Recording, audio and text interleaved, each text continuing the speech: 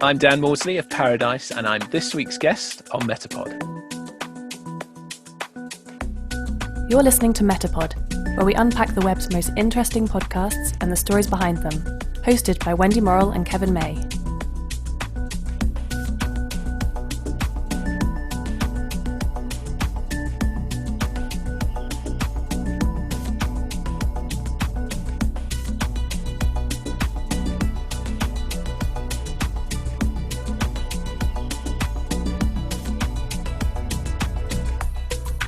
It's safe to say that the true crime episodes that we've featured so far have been very popular. So Death in Ice Valley and Bear Brook, for those that haven't listened yet, are really great episodes of MetaPod, if we don't say so ourselves, Wendy.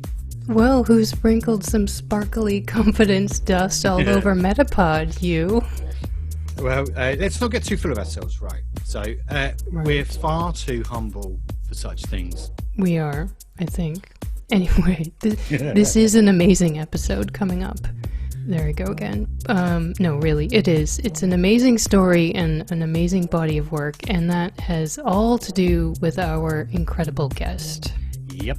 Our guest this week is none other than Dan Maudsley. He's a journalist for BBC Radio 5 Live in the UK and the host of the podcast called Paradise. Yep, and Dan is a colleague of Chris Warburton, who we spoke to back in episode 1 for the brilliant podcast Ecstasy, the Battle of Rave. Whereas Chris was mostly stuck in Manchester, apart from a trip to Amsterdam when he produced Ecstasy in early 2020, Dan actually got to go out on quite a trip to produce his podcast Paradise. Indeed, quite a bit of traveling to Belize, Guatemala, and various places in the US as well as around the UK. Yeah, it's worth saying that Paradise was actually recorded and created a few years ago pre-pandemic. Yeah, it's an 11-episode podcast that focuses on the disappearance of 2 British backpackers in Latin America in the late 70s. Yeah, Peter Frampton and Chris Farmer were brutally murdered on a boat off the coast of Guatemala. But it took another 38 years after the discovery of their bodies for the only suspect in the case to be arrested, a complex and extremely violent character by the name of Silas Duane Boston. And as you can probably guess, Paradise is not an open and shut case, as Dan discovers and documents so brilliantly in the podcast, and the investigation is certainly not over. It really is not, and we'll get to that in the episode coming up. We spoke to Dan earlier this year for MetaPod, and as we hinted at already, we're pretty excited to be able to finally play that interview to you this week. So, I think it's time to start the tape. Okay.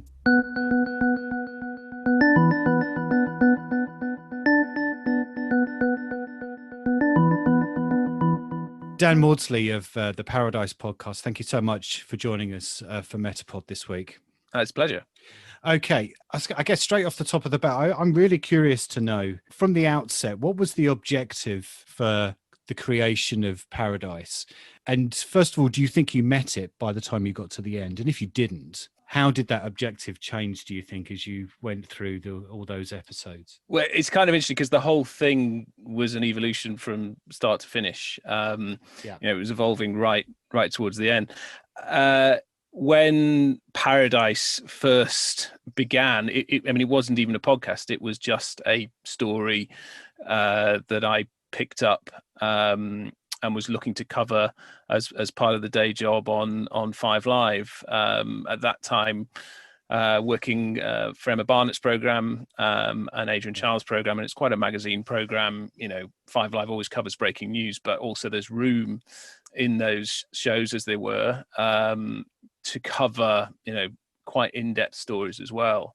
And I just saw that this story about an arrest for the murders of a Manchester couple 38 years after the event, an American suspect, murders happened in Guatemala, and the 2 key witnesses are the suspect's sons, and the mind boggles at that point.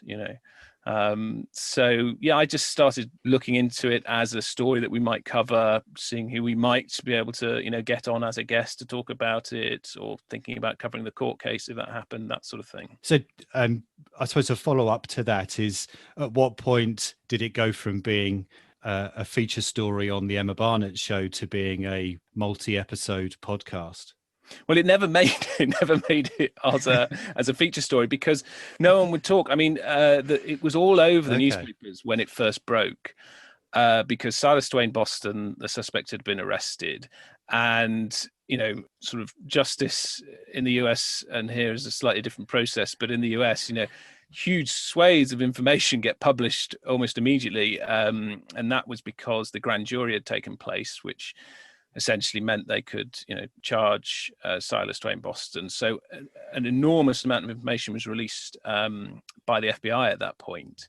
And usually in the US for murder, this was a federal case. It was murder on the high seas, which is a federal matter. Usually it would be, the FBI does not get involved in murder cases normally. It's not a federal crime. So all these pictures and files were released as part of the court process, and they first appeared in the Sacramento Bee, which is the newspaper, the state capital in California, and then within a couple of days it was in the Daily Mail and other newspapers. They picked them up, splashed all the pictures, and that's where I saw it and thought, this is fantastic. I'll try and get in touch with all these people, and no one would talk. And I later learned that was because the FBI had asked them not to, or told them not to, I should say. So that's not a great radio story.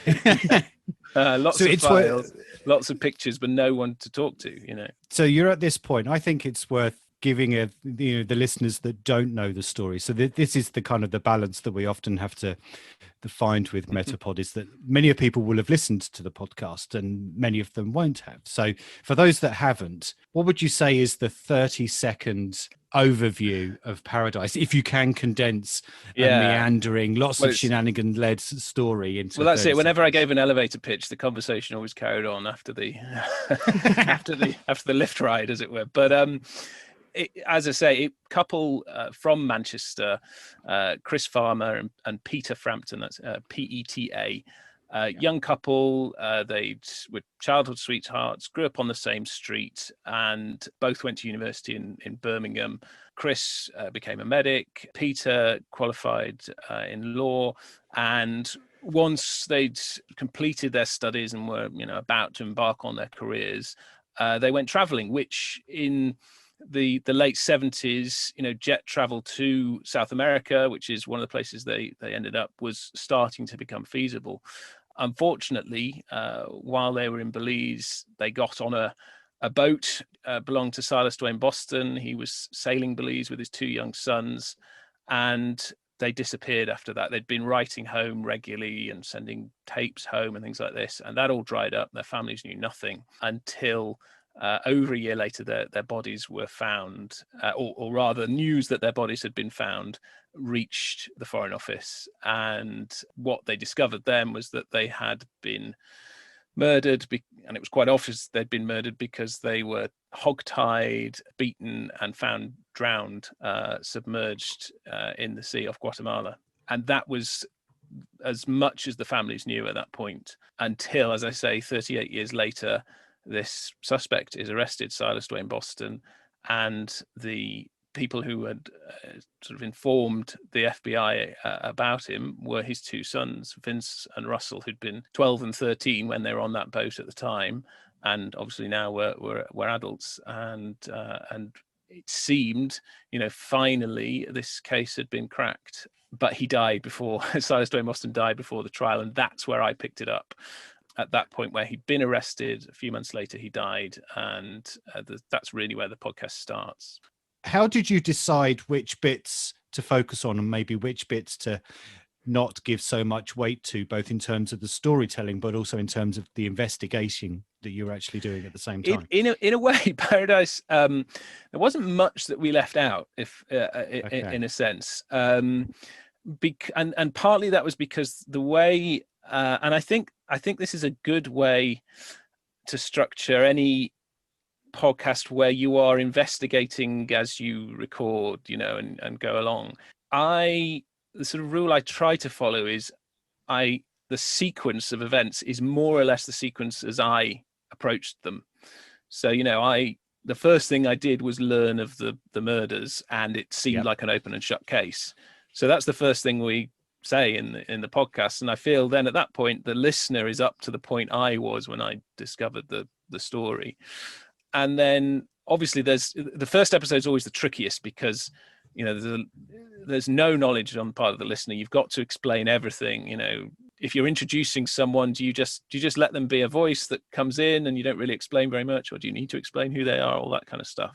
But once you've got over that first episode, it's more or less as things unraveled, you know, sort of came to us, was how we presented them in that order in the podcast. And the advantage of that is there's a logic to it. It's not necessarily you're not necessarily telling it like a story, you know, here's the beginning, middle, end. You're telling it as, well, this bit that happened right at the beginning, actually we didn't learn until, you know, midway through. So we don't chuck it in until midway through, because if you start introducing it earlier, you're playing 3D chess by that stage. You know, it's like, well, hold on, when I did that interview, did I know that thing that I've just revealed? You know, it gets a mess. It's having that kind of chronological order, not necessarily chronology in terms of the story, but chronology in terms of your investigation, I think helps a lot. And I suppose in a way, because of the storytelling, you don't want to blow your trumpet too early if you've managed to uncover a vital piece of information, but you know that's going to be a little bit more relevant to the episode when it's a little bit more forensic or something like that. So how does that inform the way you structured it, given that you didn't even know how many episodes you were going to have? Yeah, we definitely didn't know how many episodes, because I think we get to about 3/4 of the way through, we're like, oh, we're going to need another episode here, and then it becomes a bit of a running joke, you know, that we're sort of constantly adding episodes. How many times did you have to increase the number of episodes, and how did your commissioning editors think? Well, thankfully, I mean, it was John O'Wall, who's now the sort of head of sounds. He was the controller at 5 Live at the time, controller at BBC Sounds, but he was great. He just kind of let us get on with it. You know, as long as we were turning up the goods, he was kind of quite happy. It was, you know, we were given pretty good free rein in that, and I was really appreciative of that, because I think the last thing we would have needed was someone breathing down our necks of kind of like, you said, you know, it would be 9 episodes. Why am I getting 11? You know, that because it's, you know, it was, we needed those extra episodes, you know. Yeah. And you've promised more, right? Yeah, that's tricky, because I mean, there is a bit more that I have done, but nothing's been commissioned yet. So, you know, there's things I'd really like to, you know, I kind of know where I'd take it next, but whether that will happen, I don't know, or whether we'll have to just do some sort of update at some point, or, you know, eventually we were all kind of ready to try and squeeze in a bit of an update episode. Penny Farmer, who's the brother of, her brother was one of the victims. Chris is her brother.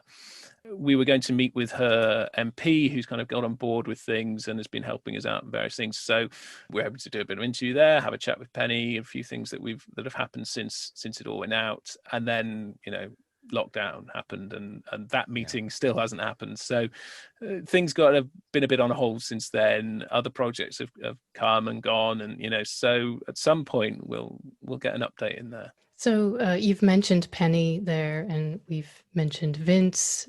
I'm looking at my notes here.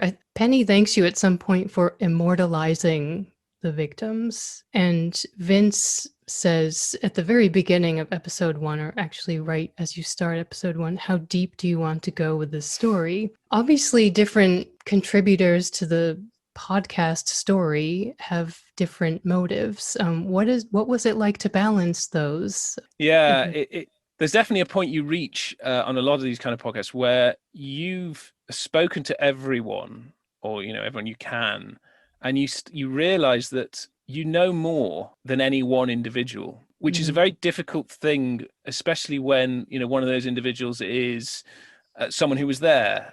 And one of those individuals is, you know, a relative of a victim, and those, you know, to kind of deign to be more knowledgeable. And of course, what you don't have is their personal experience, and you can't begin to imagine, you know, what they've gone through.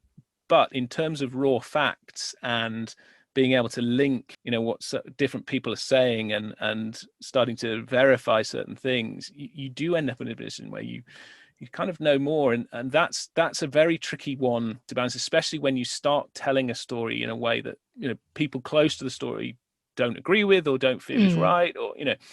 And that, you know, there was with Vince and Penny, you know, there was fraught times where, I don't mean sort of fraught in kind of arguments or anything like that. It was fraught in terms of keeping their trust, Yeah. got very fragile at various times. It was a bit of a roller coaster, that. And by the end, and I think you hear it in the once we get to the end, the trust has been earned, and they were grateful for the work we did.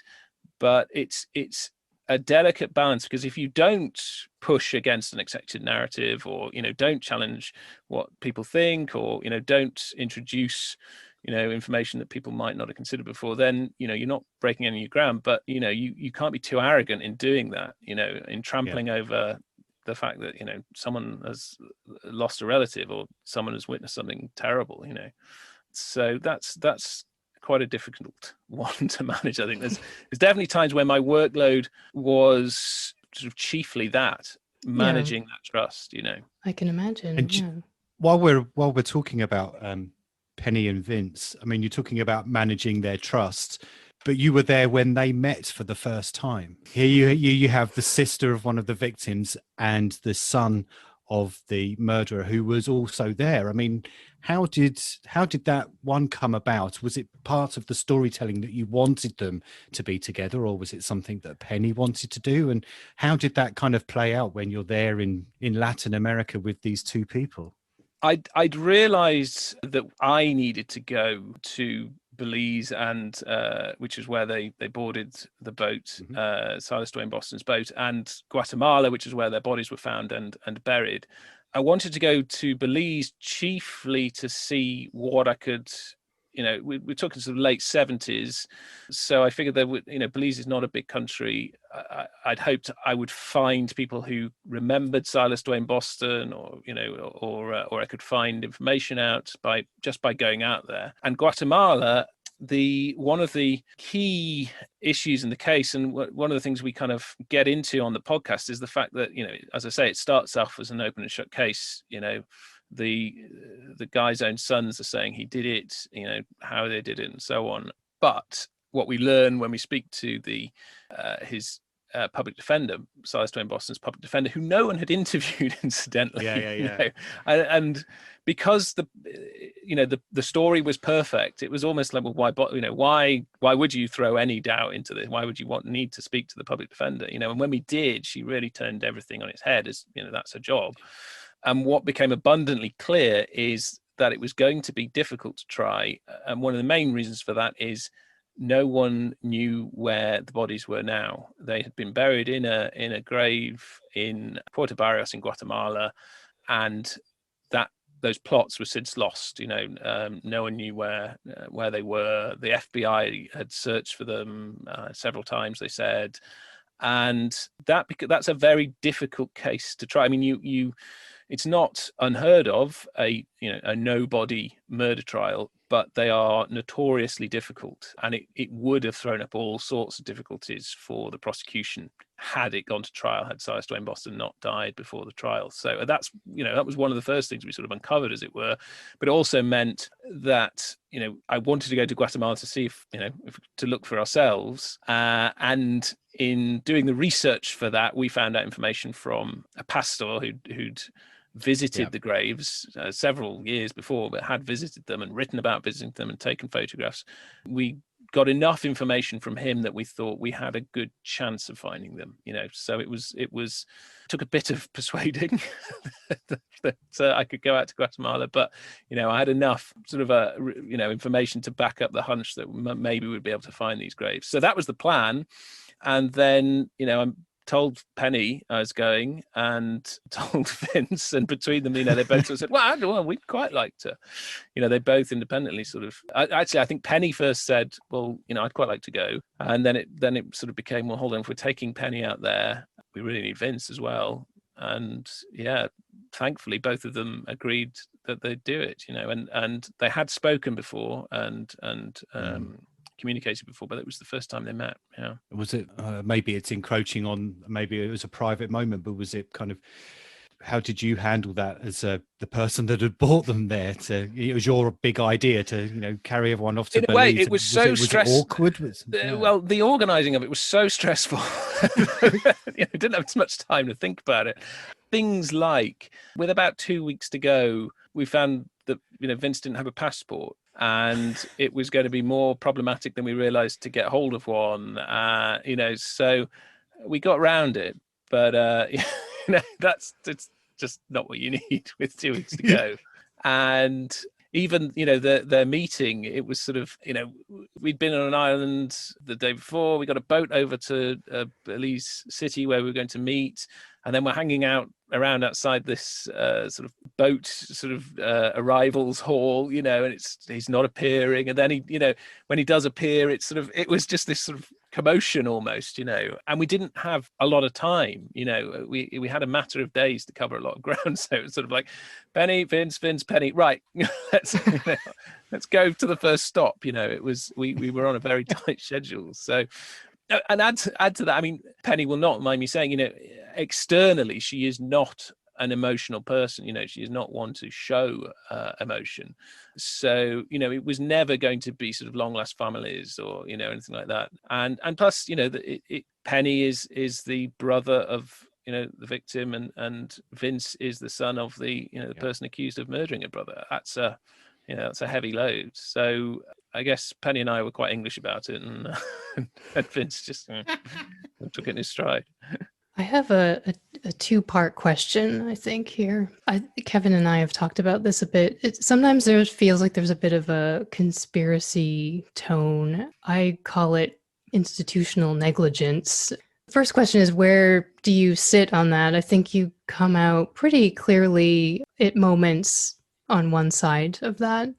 And then the second part of that is, I think, if I'm correct, around 2015 or 16, you have the breakthrough with the Golden State Killer case. And it feels like, and maybe it's just the podcasts I'm listening to that are sort of all connected to this case in some even remote way. Like, is this a moment for true crime stories that we're now hearing as podcasts in 2016 and in that particular case? And yeah, I mean, I wouldn't say the kind of Golden State Killer case was necessarily sort of a landmark in terms of podcasts, in that it comes after some fairly key podcasts. The genre was already well rolling by the time the Golden State Killer case became, first of all, sort of popular among and popular is entirely the wrong word, but I think you know what I mean. Sure.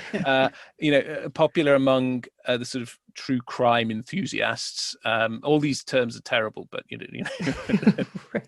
they're the easiest way to describe it. The podcast thing was already well rolling, and almost the podcasts on that case have sort of come after the books or in some cases the TV documentaries and things like that. So. But I think podcasts, when we went to CrimeCon just after the Golden State Killer had been arrested, and the podcasts were front and center there, and podcasters, podcast row, and so true crime and podcasts, firmly wedded together now.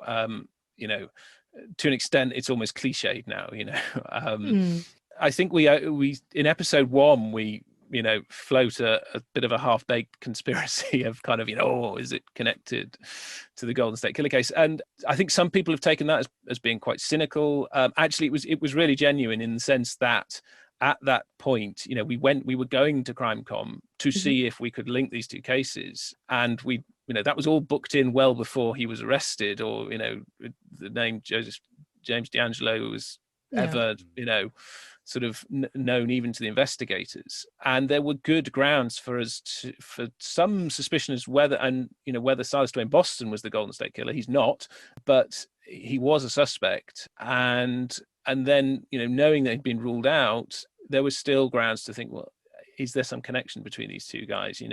Silas Duane Boston was known to take people under his wing. He always had a sort of protege, that he was trying to sort of bring up, someone underneath him.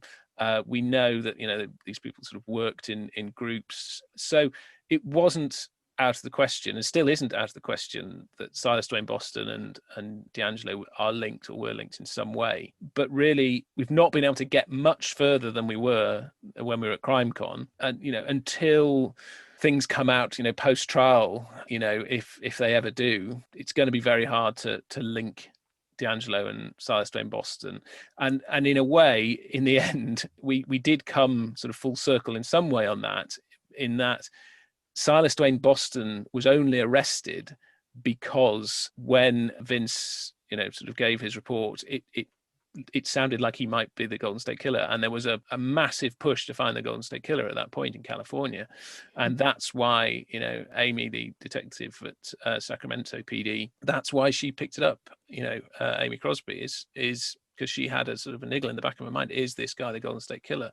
And that did lead eventually to his arrest. So they're linked in that much. But in terms of other, I think in that final episode, I am starting to hint of something else that could potentially be happening around this case. And it's only a hint because I certainly wasn't in much of a position at the time to, say what that might be. And I've since got a little further down that path, and I'm still not there, I would say. I think what I have at the moment, and this is pretty much laid out in that final episode, is, I have enough gaps that, that don't make sense unless you add in another player, and that's the reason I have that, that hunch, and that's what I'm getting at that final podcast. I think some people it definitely goes over their heads, and that's fine, but I hope I leave enough of an idea that these are the gaps, and I don't want to sort of say, fill them in yourself, but I do at least want to say that there are still gaps to be filled in here. I think Kevin and I are fighting for the next question, but part C. I really do have part C. The technologies that, and I think social media of the time, do you think that those contributed to getting people on board for Paradise as a podcast? And the other question to that, we'll just leave it at that. I said there was just part C. So it's I've kind of the BBC in many ways is brilliant, and in other ways it's sort of slightly backwards. And on the social media front, it's not brilliant in the sense that there isn't the the whole Facebook page and and the so there's sort of my Twitter account in terms of social media. However, nice that has been a great way for me, for people to get in touch with me personally, right. And for me to get in touch with them, and I used, I certainly used social media extensively in finding people, and getting information. That it's utterly invaluable in that sense. Yeah. Is that making it harder to hide those gaps in institutional negligence? The DNA and social media, and it's definitely helping in terms, Paradise is sort of partly was cracked because of social media, in that Silas Duane Boston, his carer, been lying low in Mexico for years and years, and moved back to the States. His health was starting to fail, and he needed to be back in the States. And his carer, who was a friend, made him a Facebook page, and that both alerted Vince, his son, that he was back in the US, and caused him to start approaching the authorities again. And it helped Penny realize, that he was still alive. It's just they knew the name, so he had been a suspect from early on in the investigation. She was able to find out, thanks to that Facebook page, that he was still alive and where he was, and she alerted Greater Manchester Police. And it was those two things, Vince, starting the ball rolling in Sacramento, Penny starting the ball rolling in Manchester, eventually led to him being arrested. So, that won't be the first or last case where social media has been someone's undoing. Sure. There's a particularly poignant, dramatic moment where you are in the graveyard and you've decided that day you're going to make a search for the gravestones. And the way the narrative is that it's an enormous graveyard. They're all kind of falling over and everything, and you're scrubbing around. And then you have this moment where I think it's Chris's grave is found first.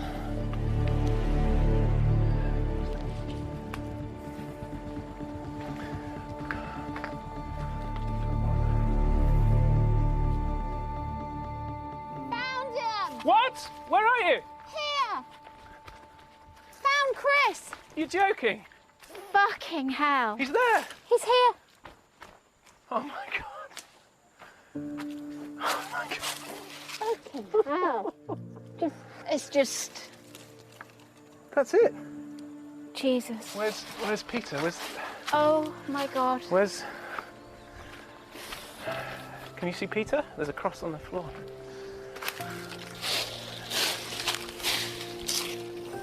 Here's Peter. It's buried. It's just half of it here. It's here. I can't believe. Just can't believe it.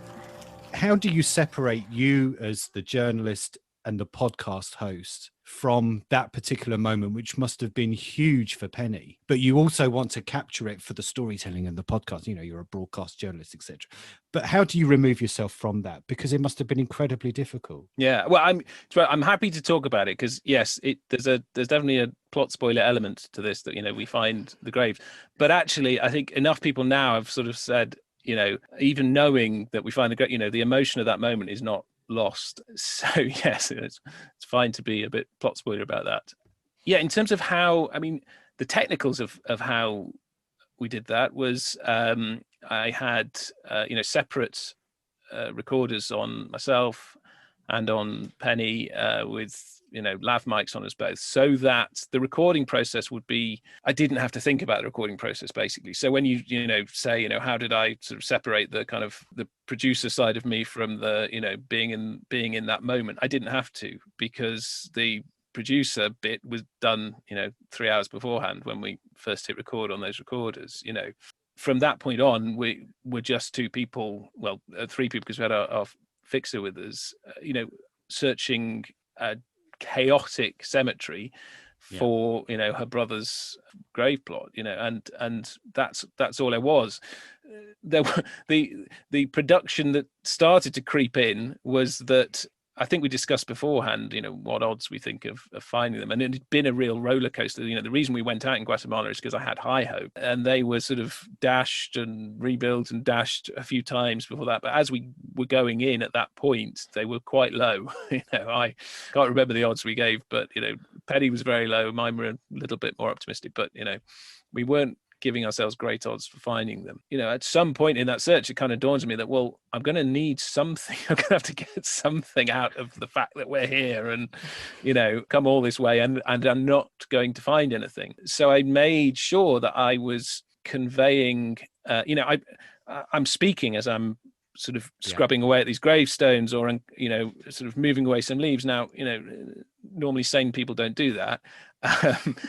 But, you know, all I'm doing really is just saying what I'm doing or how I'm feeling, you know, and making sure that was recorded. It's totally genuine in the sense of that's, you know, I was searching that cemetery, I was moving stuff out of the way, I was starting to feel hopeless, or, you know, the disappointment each time you kind of, is that it? No, you know, it's the wrong year or wrong name or something, you know, that's all genuine.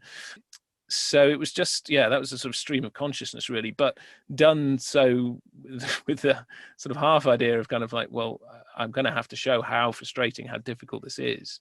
And of course, at that point, you then hear the shout, and, you know, Penny's found them, and it was extraordinary. How did you feel? It's in journalism, it's pretty rare to have such a singular moment of achievement or closure or whatever, you know, what you call it. You know, there's times when, you know, I've done an investigation into something, and, you know, some way down the line, you know, there's sort of been a parliamentary select committee has, you know, discussed it, and then, you know, some legislation might be promised, and you kind of think, well, maybe I just swayed something there, or I planted a seed and something, you know, maybe that interview we did, maybe that changed something, or, you know, but this was a story, certainly that element, you know, going to find the gravestones, that everyone told us they wouldn't be there, you know, no one else was looking for them, because why would you? And in any case, the story was already told as far as everyone else was concerned, you know, so I knew there was no other journalist, you know, that I was competing against or anything, you know, so to find them, it was extra, you know, it was just a kind of, I don't know how many times that happens in a career, but, you know, it was sort of vindication and emotion and all sorts going on. And, you know, and for Penny, you know, again, she'd really set herself up for not finding them. And that, you know, so I think, as I say, she's not an outwardly emotional person. You know, I think she swears quite loudly when she finds them, and, you know, we hug and that kind of thing. But then a lot of the time after that, she sort of just sat and, you know, reflected. And, you know, and then we moved on. We left the cemetery. You know, we stayed there for a bit and kind of took pictures and, you know, did my piece to Mike and, you know, filmed a little bit. And, you know, but frankly, we were out of water. It was boiling hot, you know, and, you know, we had to, you know, leave and get some lunch and then reflect then, you know. I'm interested because there are quite a few moments throughout Paradise where it's either you or and we haven't mentioned Stephen Nolan, who co-presented quite a few of the episodes with you, where you and Stephen are chatting and a piece of information comes to light and you sound genuinely surprised at what the latest twist and turn is. So with all those in mind, plus the discovery of the gravestones in the graveyard, if you could identify the single biggest surprise of the podcast for us. I mean, there's a big dump of information that happens midway through, which is all the Foreign Office files, and that, you know, that changed things quite a bit in that you know, I think it's the first, we were really breaking new ground once we got that, and that the surprise that came with that was not, you know, the stuff in there was, you know, it was a mine of information, but the shock, and it was genuine shock, was when I then called the head of Greater Manchester's cold crime unit, and I was calling him to sort of say, why didn't you, you know, I'm a journalist and, you know, I've sort of essentially an amateur sleuth, and, you know, I've turned up this information which is utterly invaluable to the case, you know, would have been crucial to the prosecution. Why did you not have this, you know? And the shock I got was when he said, well, we asked for it and we were refused. And that was a jaw drop for me, is that the Foreign Office had given to a journalist information that it refused to give to Greater Manchester Police during an active murder investigation. And I was staggered. The final episode, very final few minutes of it, is your kind of, I don't know, wrap up is perhaps the wrong word, but you kind of give a speech. Let's call it a speech. So you give this speech at the end, and it's quite emotional, and it absolutely hit all the right buttons for me, you know, to sign off a podcast with something that would actually sounded quite meaningful and analytical, rather than, I think a lot of it is very factual along the way. I mean, how difficult was that last bit to write? Because I certainly couldn't have written anything like that, even having been immersed into a podcast like you. Well, it's a great piece of writing. Well, the secret was not to write it, and that, or even know that what it was for. That was when I was in Belize. You know, we hadn't even started any of the actual, you know, editing the podcast or, you know, writing anything, and I was just sort of struck when I was there. It was I think it was the day before we were going to meet Penny. I was there with the fixer Orlando. We were at a bar where we, you know, knew that Chris and Peta had been to, and next to it is a cemetery. And I just, you know, wandered around this little cemetery while we were waiting for some food or something along those lines. And I always had my recorder with me, or something to record on with me.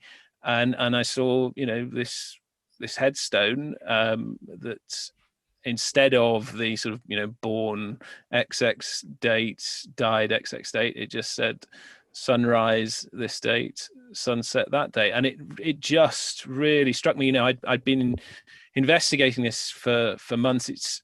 It's hard not to get involved in the emotion of it. And that, it just sort of came to me, this idea of, you know, our lives are, you know, these hours of daylight, so we don't know how long they're going to be. And it was the sheer contrast between the very long life that Silas Duane Boston had and what he'd done with it, and the very short lives that Chris and Peta had. And yet, I'd started to speak to friends of theirs. Obviously, I'd been speaking to the family, and and also just what they'd packed into it. The richness and goodness of their lives in contrast, and it really struck me that it's definitely not the length of those hours of daylight. It's what you do with them, and I I'd already got quite used to talking to myself by then because you end up doing it quite a lot. So I think I knew that was going to be the end of the podcast. With and it just felt I needed to do it, and I think I did a couple of takes, essentially saying the same thing, and we used one of them. But it was it was a genuine moment. If that there's probably kids in that town now saying, "Oh, is that strange British bloke again with his headphones wandering around the graveyard talking to himself?" Yeah, well, I'd sort of we'd be in a taxi and Penny would sort of turn to me, oh, he's talking to himself again, and I was it's a very strange podcast affliction. Who did you imagine the audience for Paradise as a podcast to be? I mean, was it baby boomers or younger people? Did you have someone in mind? I was very conscious that some people would be very familiar with, things I was talking about. So in the first episode, we're talking about things like the Gringo Trail, and the concept of, jet travel, actually being something new, and backpacking being something new, and not being connected in any way once you're on your travels. And we were referencing music like the Bee Gees, talking about people like George Best and things like this. So I was very aware that that's totally familiar to sort of baby boomer generation. Some of that will be familiar to a younger audience, but at the same time, we couldn't assume any knowledge. So I always, and I hope Five Live is good at this, is sort of not patronizing people who already know stuff, and sort of, but gently explaining it to people who don't, and not alienating either, really, sort of just taking both of those groups along with you. I think it would have been, a lot of the music, for instance, we had in there would have been nostalgic to some people, and a bit of a musical discovery for others, and I was probably somewhere in the middle of that. Some of the music I had never heard before that we featured, and it was so for instance, Phil Collins was I grew up in the sort of 80s, 90s and 2000s, and Phil Collins to me was a pretty tragic, apart from that drum solo in the Cadbury's advert, Phil Collins is not the coolest sort of I'll have to look around. that up. But well, the 70s stuff, I was like, my God, this is really good. And it was, Chris, one of the victims, stuff like we had all his tapes. That he had a cassette player, so, and he'd made, like you do, or like people did, compilation tapes. He recorded all his vinyl onto tape, and they're essentially mixtapes, so he had his entire sort of music taste on these tapes, and when you start listening to what they were listening to, it gives you a real feel of the time, and I think we had one journalist sort of saying, this music, it was of that era, this is decent music, this isn't just your sort of filler stuff, this is quality stuff he was listening to. And it was a bit of a musical journey for me, hearing some of the more obscure stuff that perhaps the 70s isn't known for. Well, I think you walk that line pretty well. I know some of the travel stuff and explaining about independent travel, what it would have been like then versus now. And I think you make a comment about what kind of jacket to bring on such a trip by looking at Instagram. Mm. It was clearly for the amusement of some people and maybe just pure information for others. But I thought that was nicely done. Translation of investigative journalism to podcast storytelling. How was that for you? Yeah, I learned a lot about storytelling, in putting that podcast together. Some things instinctively, and you've been using anyway in doing sort of short form journalism, but the switch to long form is, it's a big jump, and I did spend a lot of time, just learning about really basic principles of story, and right from the kind of the hero's quest sort of stuff through to sort of some of the more technical stuff. And I always think as well, it's like, you don't want to end up just sort of painting by numbers, kind of doing what every podcast does, or this is how you tell a story or something like that. But it helps to know the rules before you even think of breaking them, So it was a bit of that. It was sort of kind of trying to cram in enough knowledge so that I could start breaking those rules. It's worth asking him what would you say some of those rules are, Dan?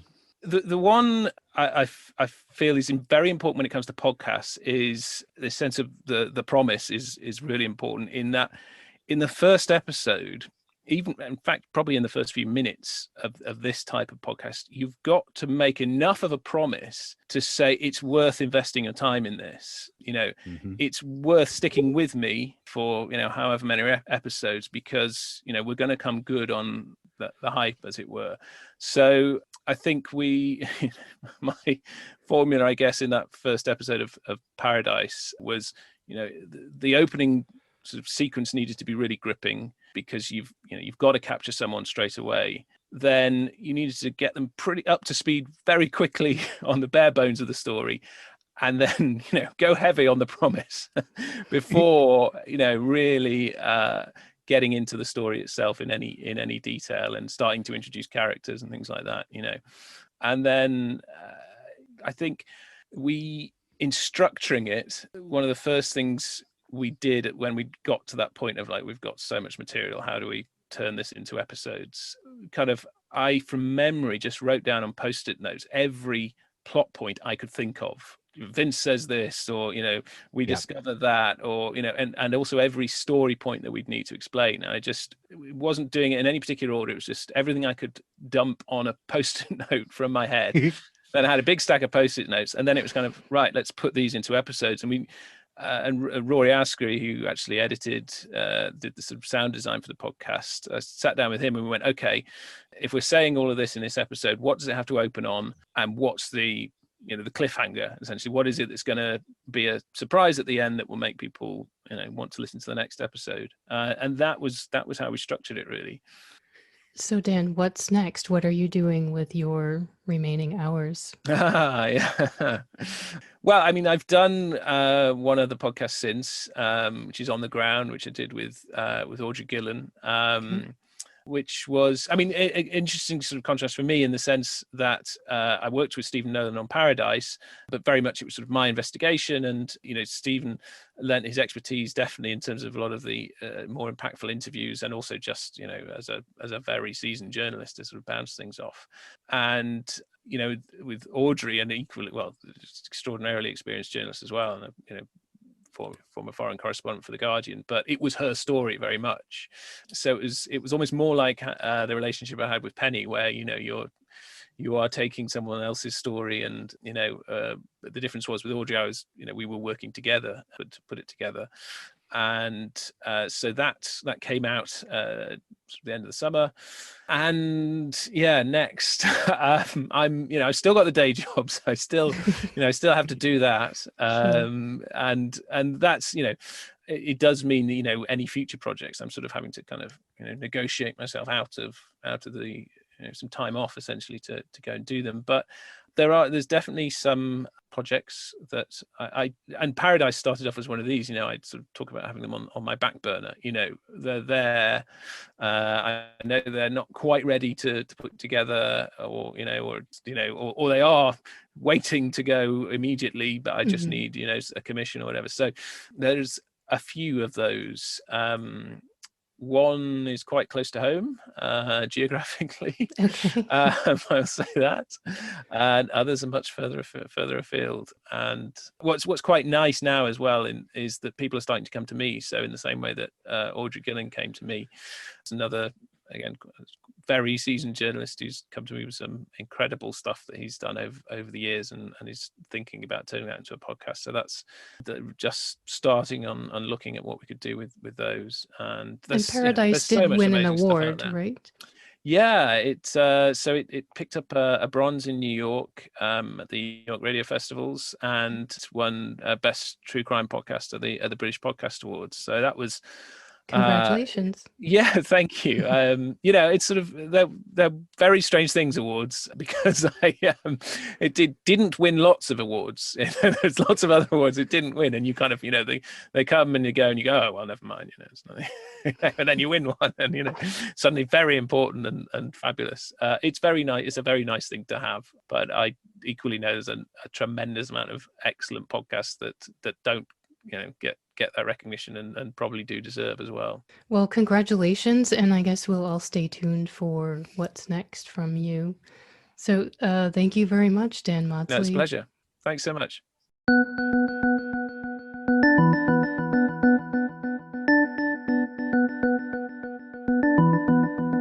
Thanks so much to Dan Maudsley there for talking to us about yet another brilliant BBC podcast. I think that's 4 we've featured so far on MetaPod, and we've got another one coming soon, which we'll come back to in a minute. Yeah, we will. So, Wendy, this was another podcast that I asked you to listen to last summer, right? Pre our crazy idea to launch MetaPod. That's right, I believe it was. The first was Death in Ice Valley, and then this one, Paradise. So a little thank you to Dan and Merritt for the inspiration there. Yeah, so from memory, I think I just listened to the final episode, which we talked to Dan about earlier, when he narrated this kind of wonderful epilogue to the podcast.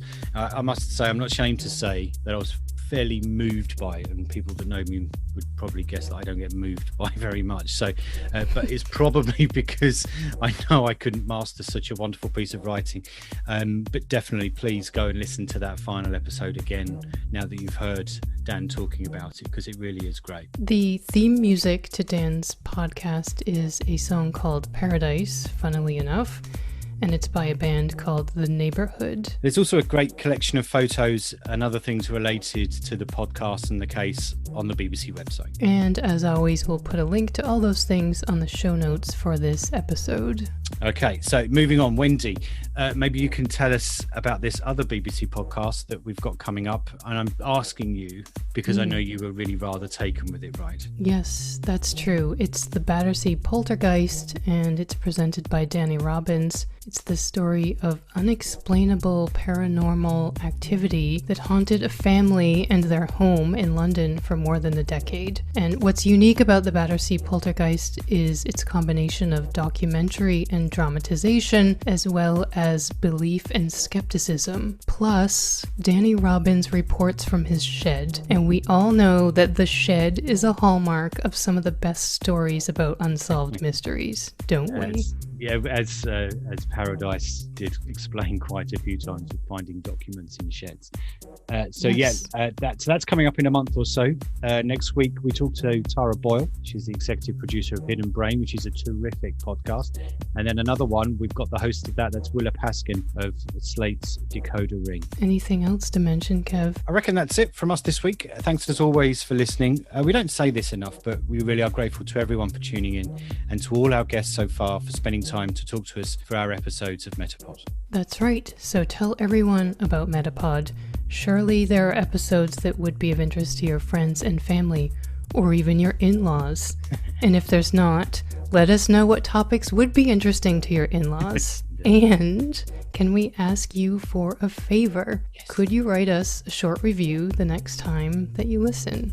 It really helps us to grow the show. Okay, thanks ever so much, everybody. Thanks again to Dan, and we'll see you next time. That's it for MetaPod this time. Thanks for listening. MetaPod will be back soon with another unpacking of the web's most interesting podcasts. But in the meantime, make sure to subscribe at any of the usual places you find your other favourite podcasts. We'd hate for you to miss upcoming episodes, and we'd love it if you left us a review. You can let us know what you think of this episode by going to metapodshow.com. We'll see you next time. MetaPod is produced by Wendy Morrill and Kevin May.